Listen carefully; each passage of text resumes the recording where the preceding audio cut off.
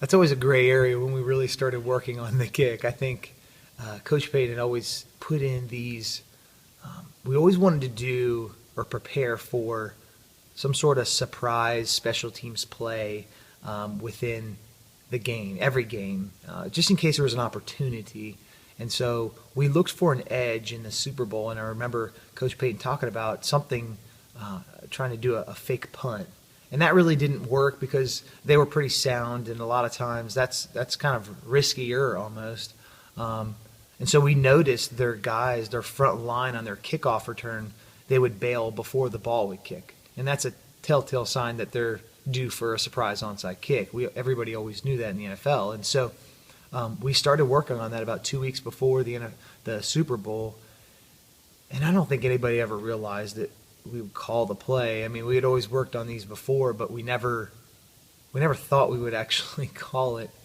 And so during the game, it's going along, and I mean, everybody knows the game in Super Bowl 44. It was a battle. You have Peyton Manning, you have Drew Brees going back and forth, two good defenses. The game was 10-6, and it was 10-6, and it was going about how we thought it was going to go, back and forth. And it seems like whoever got the ball last, was going to score or was going to win the game, or whoever was going to make the first mistake was going to win the game.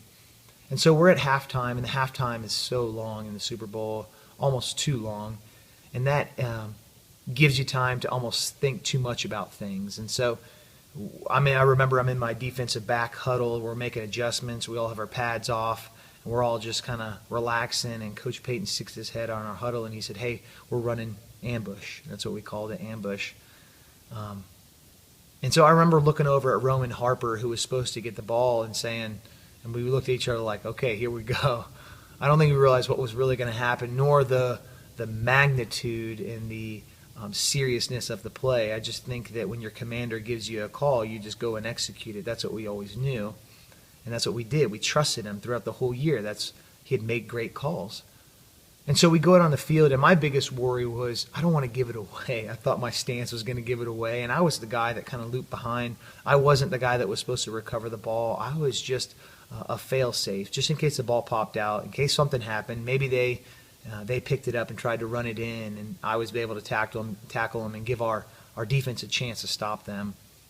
And so I remember I'm lined up closest to the ball, closest to Thomas Morstead, and as we approached the line, I looped behind. That was my job, and I remember coming around that corner, and I remember seeing Roman Harper fighting for the ball, and Hank Baskett looked like he was going to catch it, and it just bounced right off of him, and it just came flying right at me. And my first inkling was like, what do I do right now? And I did the first thing I knew how to do and went back to what I was taught, which was throw your hands and body at it and try to curl up in a fetal position and hang on to the ball. And I remember as that ball is screaming at me, I throw my hands and body at it. It was just a split second, and it was quick. And it got my hands on the ball, but as I'm going down, it slips in between my arms and then in between my legs. What should have been an easy recovery ended up being something very difficult. And I'm pinning it right on the side of my leg. And I remember feeling all of these arms and hands tugging at it. And then all of a sudden there was this release almost. And that was when I remember looking back in the play, and Jonathan Casillas came in and it disrupted the pile.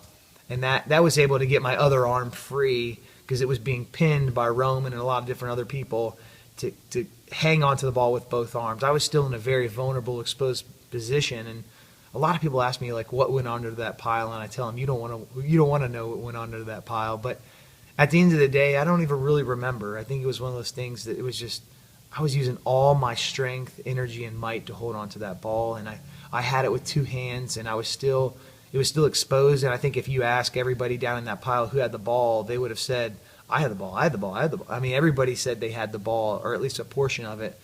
But at the end of the day, it was never out of my hands. It was never out of my control. And the ref, I felt like it was eternity underneath there. I think they said it was 63 seconds I was under that pile. And I've never felt that much weight on me before. It felt like a car was sitting on me, and I was using all my strength and all my might to hold on to it. And I knew I wasn't going to let that thing go. I knew I knew it was going to be mine at the end of the day. When that pile cleared, it was going to be mine. And I remember the ref, he was looking down there trying to sort through it all, and I heard him say, "Blue ball." And I look up at him. I had enough strength to do this. Look up at him. I scream at him, "I have the ball right here. It can't be blue ball." And all of a sudden, I remember hearing kind of a cheer.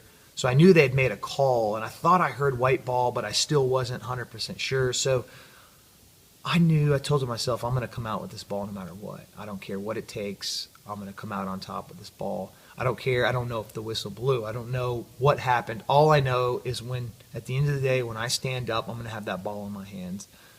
And so that's what I did. 63 seconds later, I got up out of that pile. My forearms and hands were burning. And I'm raising the ball up over my head out of just joy that I actually have it. And I go to the sideline, and people are smacking me on my head, and they're telling me, "Great job, way to fight under there," And Greg Williams, our defensive coordinator, comes up to me, and he said, "That had nothing to do with X's and O's." And that was a saying that we had in our defensive room, meaning the coaches can draw it up exactly, but it takes heart and passion to do what we do. It takes heart, passion, and execution to do what we do, and it never turns out the way you want it to. But if you always have heart and passion, you got a fighting chance. And that was a huge compliment to me, and him saying that. And then Greg McElhawn, our special teams coordinator, come up to me and said we had the right guy in the right place at that time. And I was a huge compliment. And I had no idea the magnitude of the play until afterwards. We won the Super Bowl. Tracy Porter picks off, Peyton Manning runs it back. We go in, we win the game.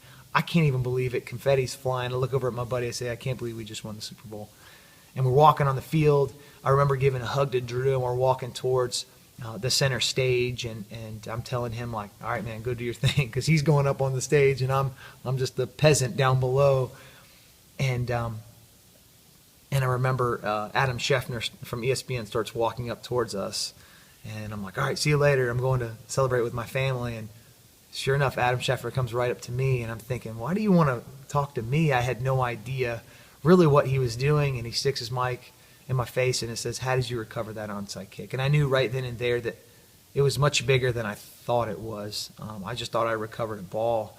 I just thought I was doing my job and what the team told me to do, and I just wanted to help the team win. That was my main goal. And so one after another reporter would come up, and it turned into 15 interviews at the end of the Super Bowl, when I maybe got 4 or 3 during the whole Super Bowl week, and some were from Canada, so that doesn't even count. And so for me, it was one of those things that I was just, I couldn't believe that something like that, I would be a part of it, and I was just humbled. And we were in the locker room celebrating, and Coach Payton comes up to me, and I'll never forget this.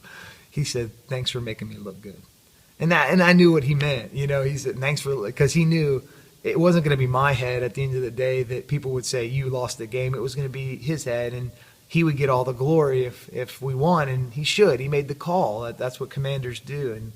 And I thought it was just funny, and we laugh at it. We remember with the Super Bowl ring ceremony, we laughed at it again, like, can you believe we made that call and made that play, and what happened there and how it changed the game. But I'm humbled to be a part of one of the greatest plays in Super Bowl history, and I can't imagine being in a better city celebrating, I think, the best Super Bowl, and I'm excited about what I'm able to do with it and what God is doing with me through it. So it's a blessing to be a part of it, and it's a blessing to be a part of the city.